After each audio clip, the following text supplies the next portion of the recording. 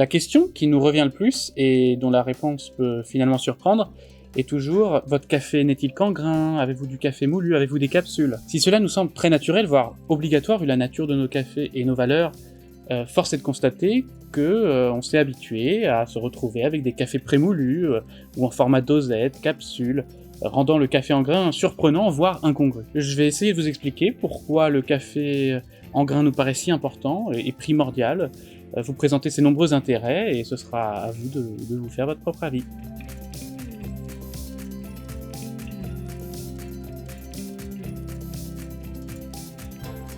Alors tout d'abord, le café en grains, c'est le format le plus naturel, le plus responsable socialement, et le plus écologique, et de loin.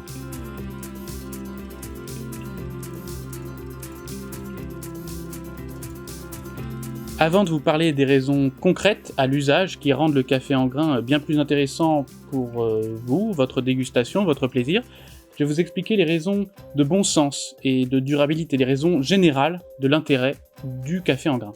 Il faut pour cela revenir à la réalité agricole du produit. Les grains de café sont les noyaux des cerises de caféier. L'art du caféiculteur réside dans sa façon de faire parcourir au café le chemin depuis la pousse et le soin du caféier jusqu'au grain qui nous permettra de préparer notre tasse. Dans les faits, dans la majorité des cas, son travail s'arrête au niveau du grain dit vert, qu'il ne reste plus qu'à torréfier. Chez Alternative Café, nous travaillons en direct avec des producteurs qui vont jusqu'au produit fini, c'est-à-dire le grain torréfié. Force est de constater qu'une fois les grains torréfiés, il ne nous reste plus qu'à les mettre dans notre machine, si nous avons une machine automatique, ou bien les moudre pour préparer notre tasse. L'industrie du café a mis en place des formats supplémentaires, dont le plus populaire est bien évidemment la capsule ou encore la dosette, qui selon nous ajoute du superflu à un produit déjà fini et déjà consommable.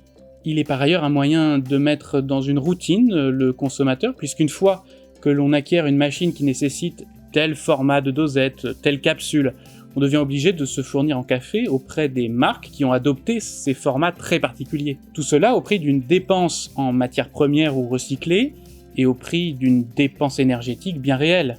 Ces formats ont nécessité une transformation supplémentaire à travers des usines, et ont encore une fois un caractère superflu. L'ensemble de cette chaîne implique une gestion des déchets supplémentaires. Il suffirait d'en rester au café en grains et on économiserait collectivement une énorme quantité d'énergie. Mais cela ne fait pas que du mal à la planète, car il ne faut pas oublier que derrière, les producteurs de café n'ont rien à voir avec les dosettes et les capsules. Leurs grains sont achetés au même prix, quoi qu'il arrive.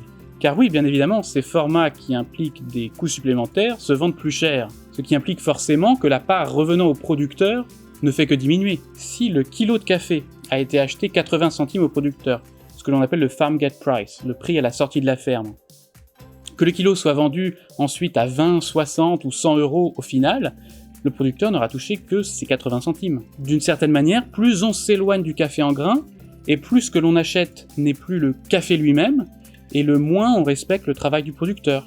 On arrive à des absurdités où le producteur ne reçoit que 1% de ce que l'on paye pour un café pourtant préparé soi-même à la maison. On ne parle même pas d'un café préparé dans un restaurant ou un coffee shop, bien évidemment, ce qui revient au producteur est souvent de l'ordre du dixième de centime.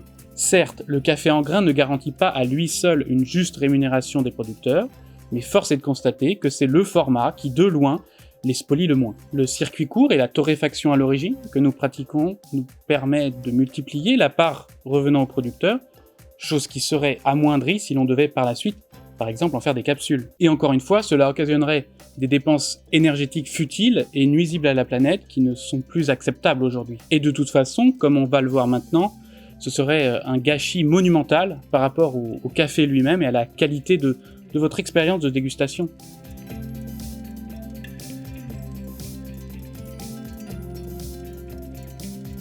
En effet, le café en grains s'affirme comme une évidence pour une qualité supérieure et une liberté infiniment supérieure au niveau de la préparation du café. Maintenir le café en grains est la seule façon de préserver intégralement les arômes et saveurs qu'il possède. Cela devient d'autant plus important lorsqu'il s'agit d'un café de qualité. Le fait qu'il soit fraîchement moulu exalte la quintessence du café d'une façon incomparable. Pour faire un parallèle, vendre un café d'exception déjà moulu ou en capsule, cela revient à vendre une bouteille de champagne déjà ouverte. Dites-moi, est-ce que vous avez envie d'acheter une bouteille de champagne ou même une bouteille de vin ouverte depuis des jours ?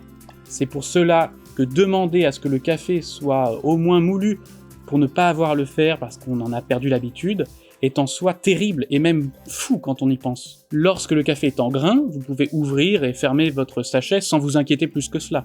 Même si au bout de quelques semaines vous en verrez des effets, au moins il n'est pas moulu. Ce que je veux dire, c'est qu'il ne s'agit pas ici d'un geste de puriste, c'est vraiment en fait la base pour conserver le café dans de bonnes conditions. Le deuxième énorme intérêt concret pour votre dégustation et votre plaisir est la liberté que le café en grains vous donne, car il vous permet de choisir la mouture la plus adaptée à la méthode de préparation que vous avez choisie. Par définition, un café prémoulu ne peut plus être moulu.